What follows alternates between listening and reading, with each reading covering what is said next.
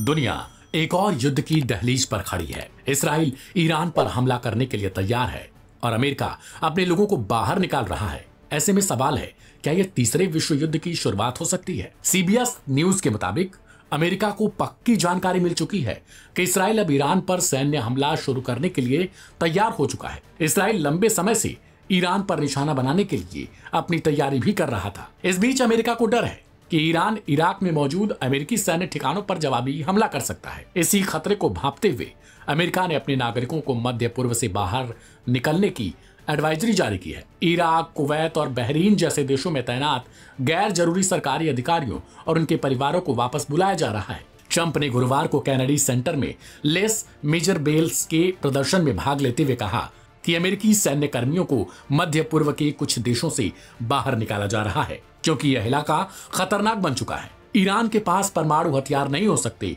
और हम ऐसा नहीं होने देंगे। इधर इस पूरे घटनाक्रम पर ईरान के रक्षा मंत्री नसीर जादे ने कहा है, कुछ अमेरिकी अधिकारी धमकी दे रहे हैं कि अगर वार्ता विफल होती है तो संघर्ष शुरू हो सकता है। अगर हम पर युद्ध थोपा गया तो क्षेत्र में सभी अमेरिकी ठिकाने हमारे निशाने पर होंगे और हम बिना किसी हिचकिचाहट के उन पर हमला करेंगे। ईरान ने हाल ही में 2 टन वजन वाले वारहेड के साथ एक मिसाइल का परीक्षण किया है, जिससे यह संकेत मिलता है कि ईरान अपनी सैन्य क्षमताओं को और मजबूत कर रहा है। ईरान और अमेरिका के बीच परमाणु कार्यक्रम पर बातचीत का 6ठा राउंड होने वाला था, लेकिन हालिया दौर नाकाम रहा। ट्रंप प्रशासन को लगता है कि तेहरान कभी यूरेनियम संवर्धन को रोकने पर सहमत नहीं होगा, जो अमेरिका की सबसे बड़ी मांग है। अब अमेरिका को डर है कि अगर वार्ता पूरी तरीके से फेल हो जाती है तो इसराइल बिना अमेरिकी राष्ट्रपति की सहमति के ही ईरान के परमाणु ठिकानों पर हमला कर सकता है। इससे पूरा मध्य पूर्व जल सकता है। Aim right, achieve big. At KR Mangalam University, we provide you the platform to turn your dreams into reality. At KR Mangalam University. हालांकि ईरान ने भी खुले तौर पर चेतावनी दे दी है, अगर इसराइल हमला करता है तो अमेरिका को भी नुकसान भुगतना पड़ेगा। ईरानी रक्षा मंत्री ने कहा कि हम अमेरिका के सैन्य अड्डों को निशाना बनाएंगे। अमेरिका की सैन्य मौजूदगी इस पूरे इलाके में है। इराक, कुवैत, बहरीन, कतर और UAE जैसे देशों में अमेरिकी बेस हैं। अब इन सभी दूतावासों को आपातकालीन समितियों का गठन और खतरे को कम करने के निर्देश जारी किए गए हैं। विशेषज्ञों का कहना है कि अगर इसराइल और ईरान के बीच युद्ध छिड़ता है तो पूरा मध्य पूर्व युद्ध के मैदान में बदल सकता है और इसका असर पूरी दुनिया की तेल सप्लाई, महंगाई और सुरक्षा पर पड़ सकता है। लोग डर के साए में हैं। अमेरिका और अन्य पश्चिमी देश अपने नागरिकों को वहां से निकालने में लगे हैं, लेकिन सवाल तो यही है कि क्या ये सिर्फ शुरुआत है और आखिरकार अमेरिका का रुख अब क्या होगा। इस रिपोर्ट में इतना ही।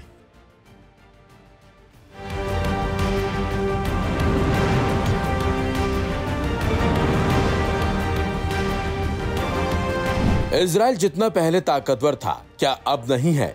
क्या इजराइल की खुफिया एजेंसियां दुश्मन के आगे घुटने टेक चुकी हैं? इजराइल की सुरक्षा दीवारों को तोड़ने में दुश्मन कामयाब हो चुका है? ये वो सवाल हैं जो खुद नेतन्याहू अपने आप से पूछ रहे होंगे। इसकी वजह है दुश्मन देशों का इजराइल को सीधे सीधे धमकी और आंख दिखाना।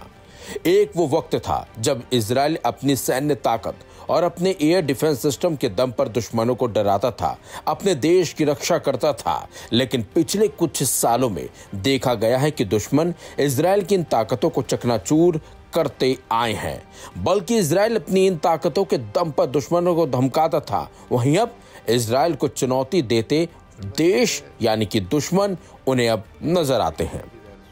ईरान पर परमाणु हमले की धमकी देने वाला इजराइल अब खुद ईरान की धमकियों से डरा और सहमा हुआ है। ईरान के एक दावे ने नेतन्याहू और इजरायली सेना की टेंशन डबल कर दी है। दरअसल ईरान ने दावा किया है कि उसके खुफिया एजेंटों ने इजराइल के परमाणु कार्यक्रम और सुरक्षा ढांचे से जुड़ी बेहद संवेदनशील जानकारी हासिल कर ली है। इस जानकारी के चलते ईरान अब इजरायली ठिकानों को और सटीकता से निशाना बना सकता है। इस पूरे ऑपरेशन को ईरान के इस्लामिक रिवॉल्यूशनरी गार्ड कॉर्प्स यानी कि IRGC के chief commander major general Hussain Salami ने इंटेलिजेंस वॉरफेयर की ऐतिहासिक जीत बताया। उन्होंने इसे ऑपरेशन अल अक्सा फ्लड 2 का हिस्सा करार दिया। Aim right, achieve big. At KR Mangalam University, we provide you the platform to turn your dreams into reality. At KR Mangalam University.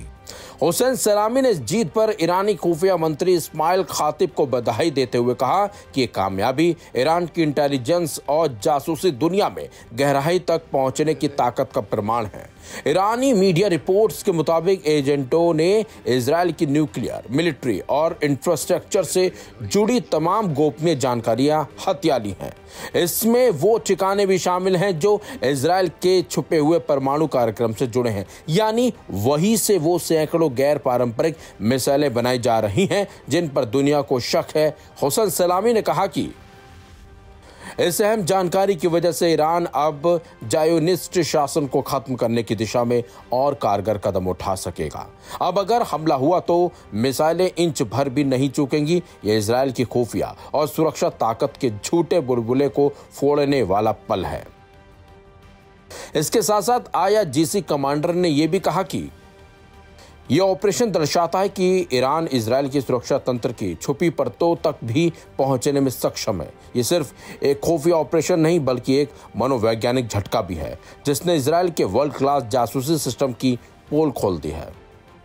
वह इजराइल को ईरान ने सीधे सीधे बड़ा अल्टीमेटम भी दिया है। ईरान की सुप्रीम नेशनल सिक्योरिटी काउंसिल ने साफ किया कि अगर इजराइल ने कोई भी दुस्साहसिक कदम उठाया तो उसके सीक्रेट न्यूक्लियर साइट्स को निशाना बनाया जाएगा। ये सीधा अल्टीमेटम और ये चेतावनी सिर्फ शब्दों तक सीमित नहीं रहेगी।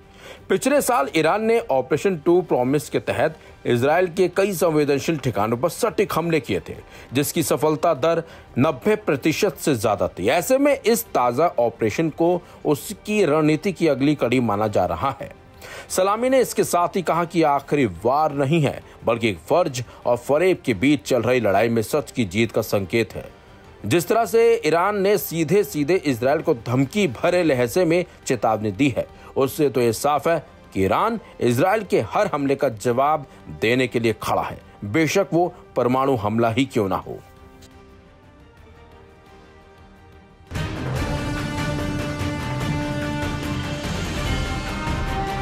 अब ईरान ने इस्राइल के नहले पे दहला मार दिया है।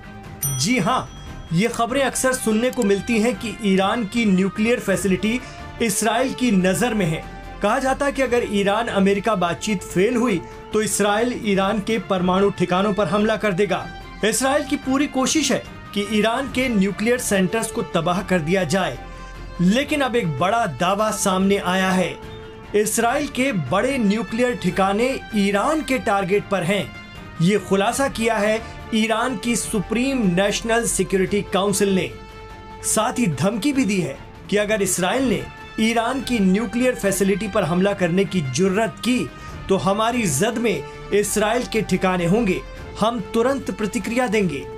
ईरान की सुप्रीम नेशनल सिक्योरिटी काउंसिल तो यहाँ तक कह रही है कि उन्हें इस्राइल के खुफिया न्यूक्लियर ठिकानों की पूरी जानकारी है।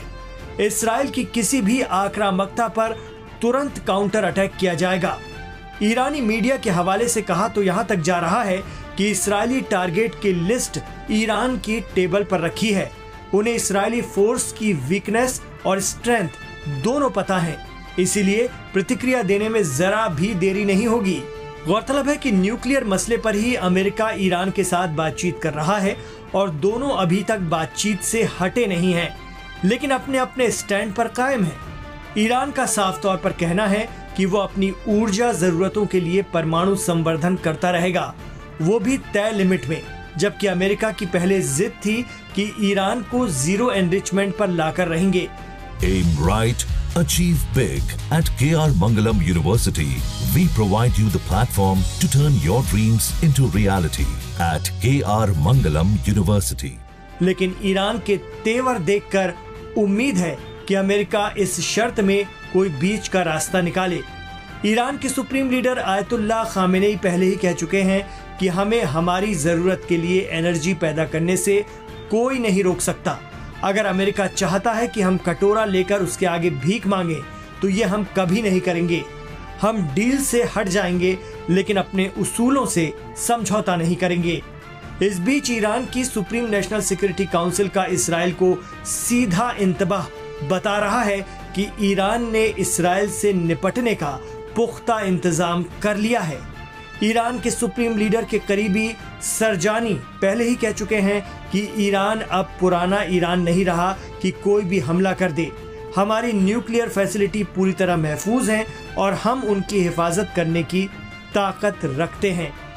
इसराइल के अहम टारगेट का ईरान की नज़र में होना और ईरान के जरिए इस बात का ऐलान इसराइल पर प्रेशर बनाने की युद्ध रणनीति के तौर पर भी देखा जा रहा है, तो कोई इसे नहले पे दहला बता रहा है।